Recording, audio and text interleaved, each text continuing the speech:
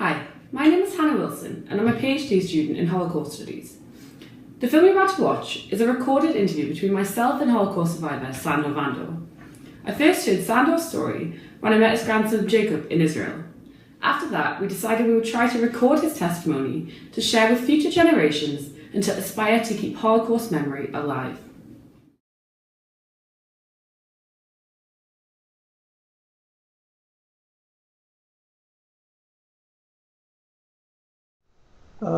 The date was 19th of March 1944.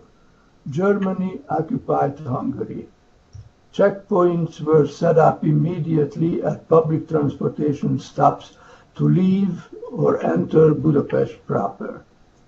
Jews were arrested and interned. Before the end of the month, those Jews were sent to Auschwitz. My wife, Anna, was among them.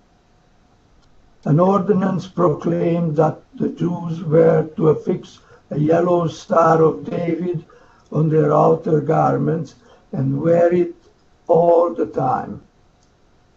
Many other restrictions of Jewish life were enacted also. Jewish males aged 19 to 45 were called up by the military for forced labor. My father and I were ordered to appear at the requested recruiting station by May 20. My company was assigned to work in a bombed oil refinery in the village of Szőn. The company commander, a captain of the army, was a decent man, so the guards were behaved accordingly.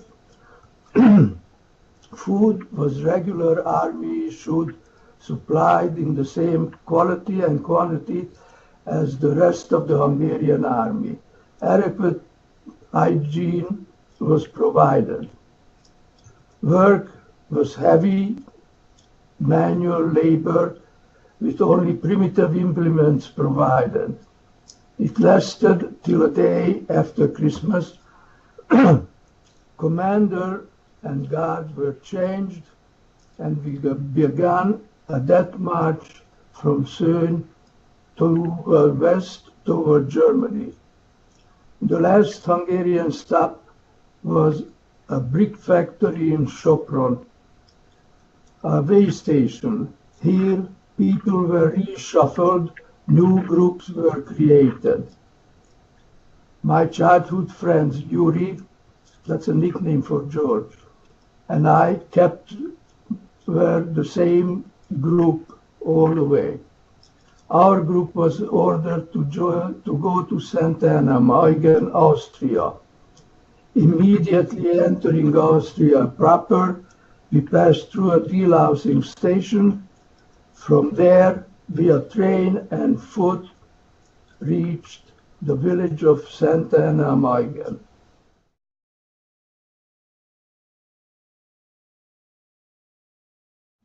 In Santa Ana, we were billeted in a warehouse converted to a barrack.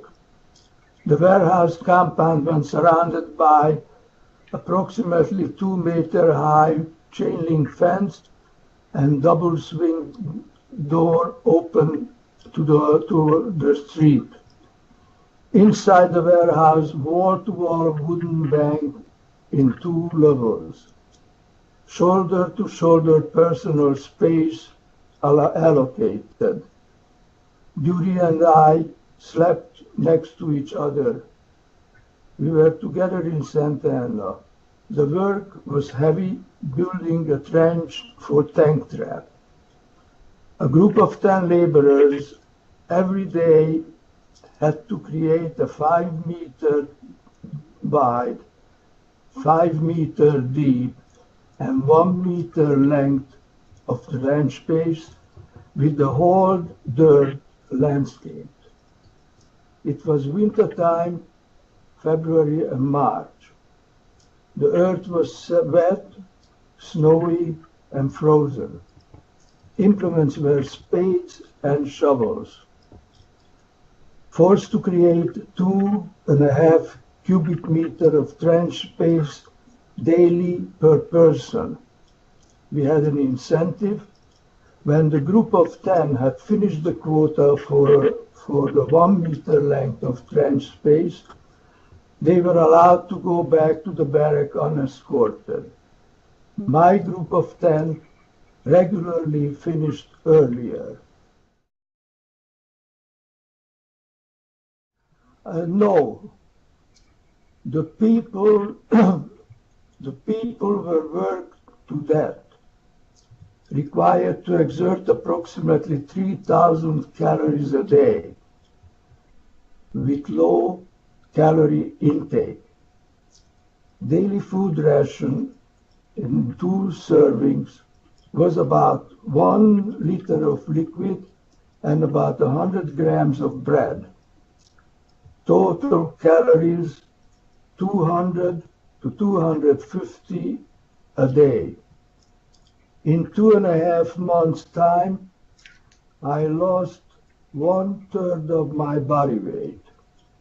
No water, zero. Not one single drop was available. Personal hygiene was denied. No wash-up, no change of clothing, followed by lice infection, and from the lice I caught flak typhus.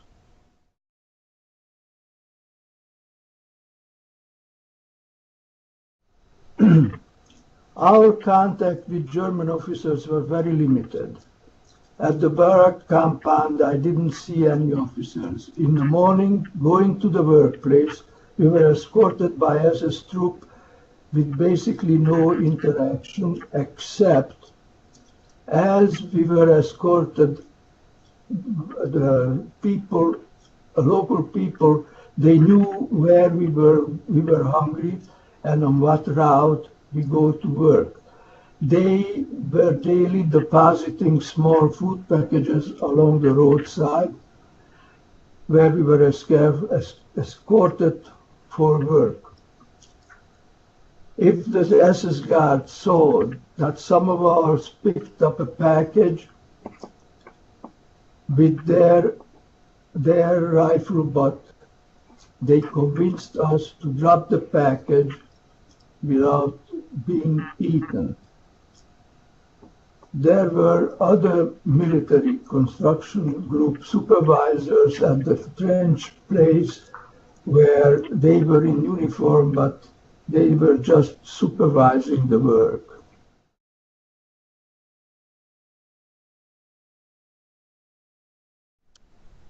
We had no communications with the outside world. We were totally isolated. In Santa Ana, for instance, on the main street, 100-meter distance for each other, there were 3 separate compounds billeted with Hungarian Jewish forced laborers. One in the warehouse, and somewhat across the street in the parish house, and down the street in the local school building. Each group existed without knowing the existence of the others.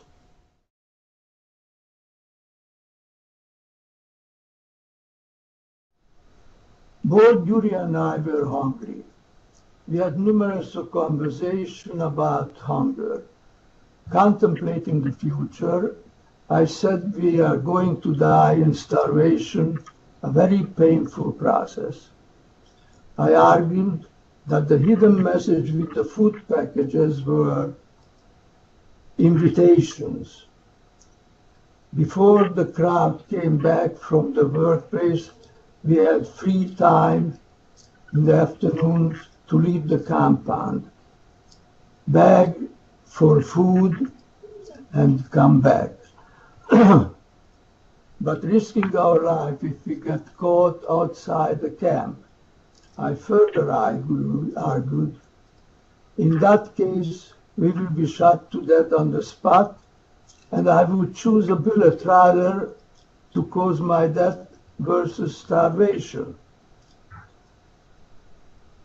We came to an agreement and we climbed over the fence, visited neighboring villages, knocked on doors and begged for food. In the time frame of beginning of February to mid-March, we did the begging excursions a few times. The total food supplement each we obtained by begging was equivalent to approximately 600 calories per day.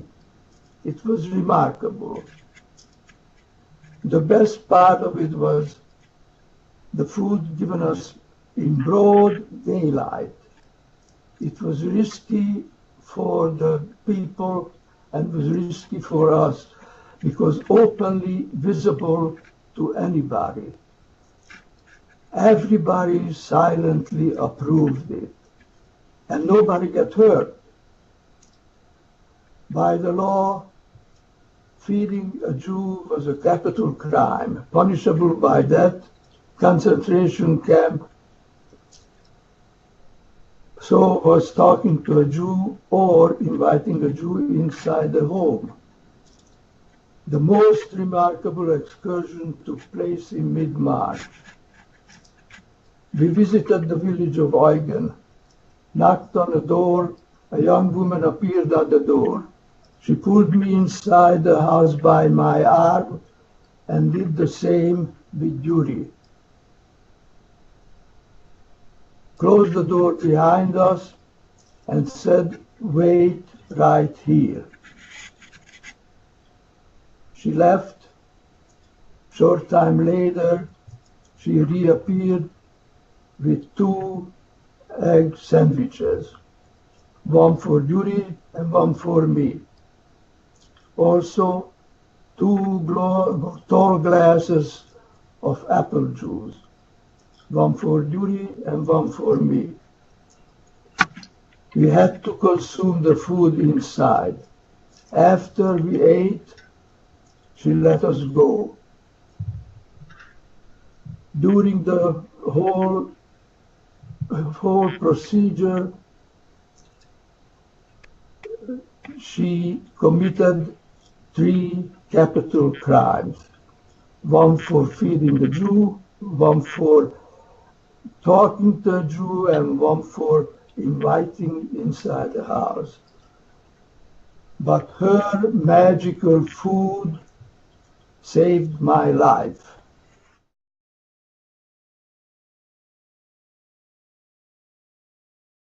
The date was April 5th, 1945.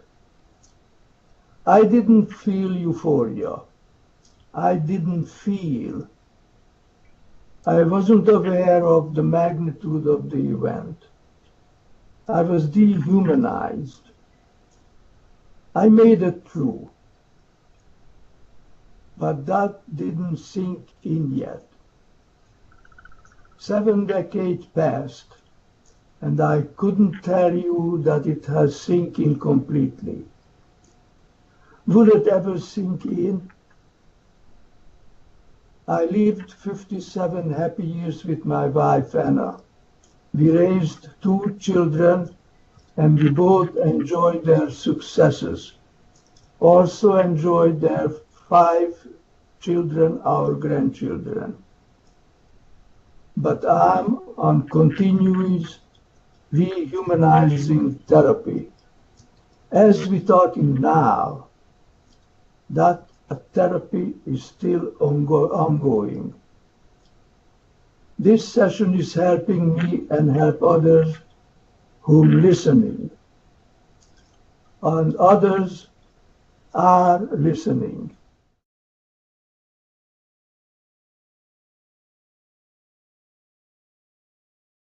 Yes, because of the inhabitant of Santa Ana Miguel. I read Holocaust stories, many stories. Tens of thousands of individuals helped saving Jews, but not in a concentrating form like the people in Santa Ana. a small village of 1,800 population, and everybody was helping.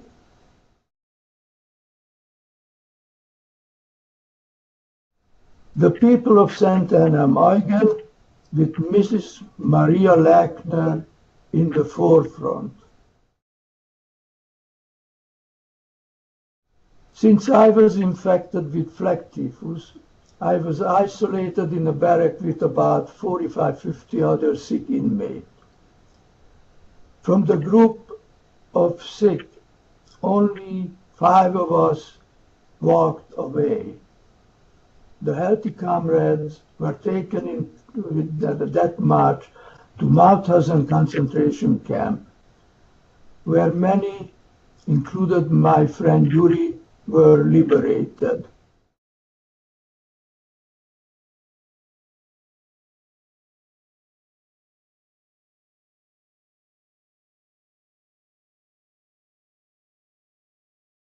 I spent 6 days in that infirmary barrack without food or any liquid intake, and defied all medical estimate of a man survivor without fluid intake.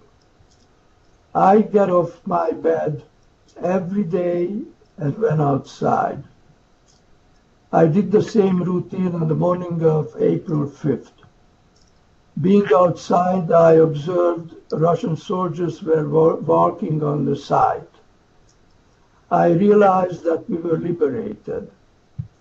We went back to the barrack and told the inmates that we are liberated and I'm going back home to Hungary. I offered that we should not waste time and start going immediately. 5 of us started walking toward Hungary.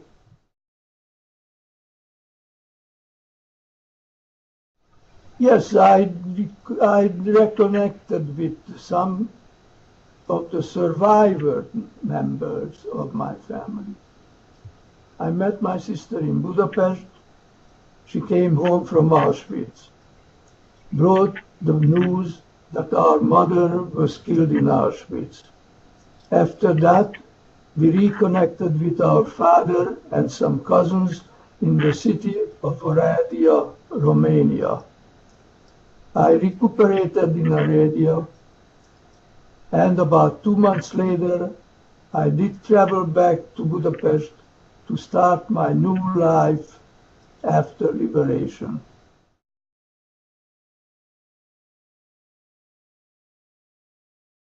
Yes, in a room on the same warehouse where we Jews were living, a small group of Ukrainian quasi-prisoners were also billeted.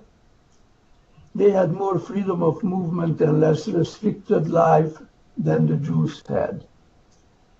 They brought our meals from the kitchen and lettered it out. During the food excursion with Yuri, we received apples from the villagers.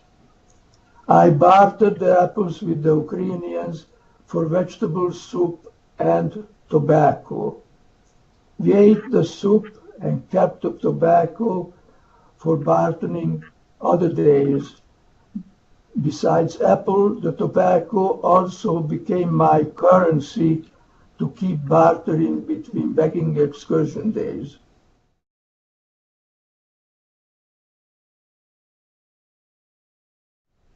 "60 years after being in slave labor camp in Santa Ana, I realized that my life was saved in Santa Ana and didn't say thank you for that effort. In 2005, I made contact with Mayor Joseph Weinhandel of Santa Ana and traveled to Santa Ana to say thank you for saving my life. On that occasion, I find one inhabitant saying for 60 years that she suffered from having a bad conscience. She helped Jews in 1945, 1944, but none came back To her, it meant her help wasn't sufficient and she should have had help more. The mayor's wife, Elizabeth Weinhandel, brought us together. We were rehashing our history, and we realized with forensic evidence that she was the young woman who gave me the egg sandwich, and I was the recipient. Her name was Mrs. Maria Lackner. Our reunion changed both of our lives. She unloaded a heavy burden off her shoulder.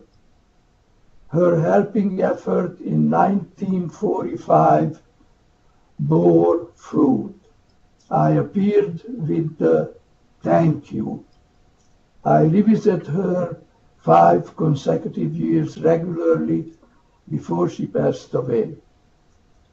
Her life was fulfilled, and I'm still revisiting Santana periodically.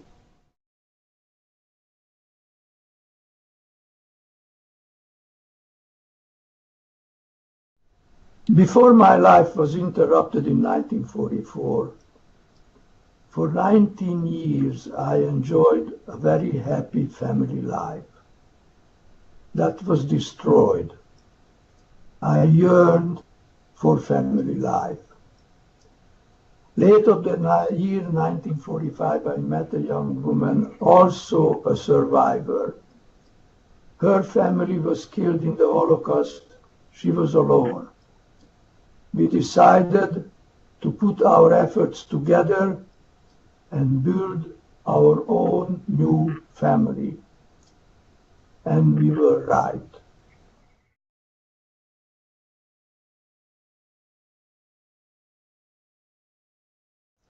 Any trauma will different effect of each individual. Some individuals will clam up and wouldn't talk about their trauma. They will live their life and continue the suffering in silence. Others will open up and air out their experiences in a Freudian way, talking about it. And that love and selflessness provided to my survivor, and later with obtaining me a better life.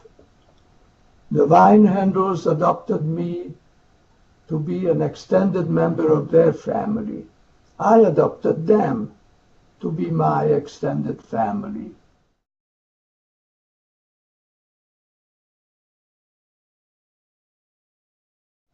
I find different venues to tell my story. Mostly I meet school children in their classes. Many of the listeners find something in my story which points to a new side in their life. They can learn from it. It is very important because the Nazis perpetrated the greatest genocide in the human history, killed 6 million Jewish people. It has to be told so it can be learned from it. And with this chat, I just showed an example that how can life go on with a life of thankfulness and love.